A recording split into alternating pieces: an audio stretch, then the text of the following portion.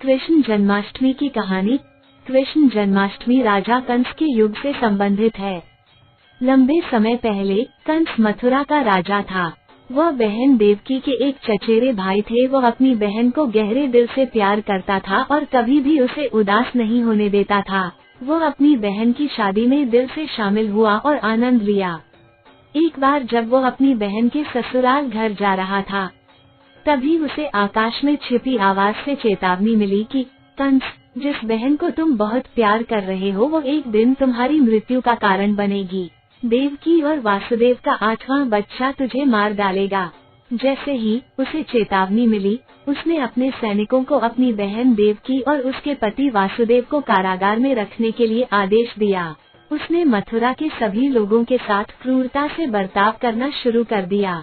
उसने घोषणा की कि मैं अपनी बहन के सभी बच्चों को अपने हत्यारे को रास्ते से निकालने के लिए मार दूंगा।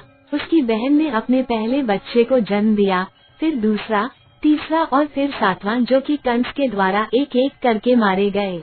बाद में देवकी अपने 8वें बच्चे के साथ गर्भवती हुई, अर्थात कृष्ण जी, जो कि भगवान विष्णु का अवतार थे। भगवान कृष्ण ने द्वापर युग में मध्य रात्रि में श्रावण के महीने में अष्टमी 8वें दिन को जन्म लिया। उस दिन से लोगों ने उसी दिन कृष्ण जन्माष्टमी या कृष्णाष्टमी का त्योहार मनाना शुरू कर दिया। जब भगवान श्री कृष्ण नव पृथ्वी में जन्म लिया, एक चमत्कार सा हुआ। जेल के दरवाजे अपने आप खुल गए, रक्षक सो गए और एक छिपी हुई आवाज ने कृष्ण को बचाने के रास्ते के बारे में वासुदेव को बताया।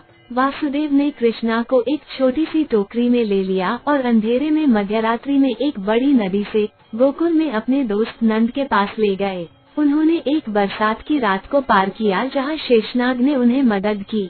उन्होंने अपने बेटे को अपने दोस्त नंद बाबा की लड़की के साथ बदला और कंस की जेल वापस लौट आए। सभी दरवाजे बंद हो गए और कंस को संदेश भेज दिया गया कि देवकी ने एक लड़की को जन्म दिया था। कंस आया और उस लड़की को पटक कर मारने की कोशिश की।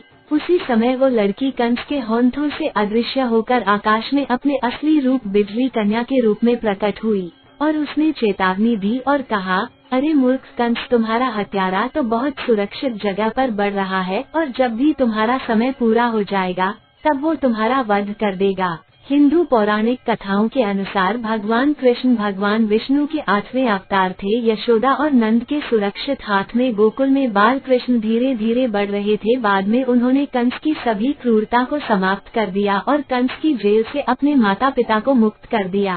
कृष्ण की विभिन्न शरारती लीलाओं से गोकुलवासी बहुत खुश थे।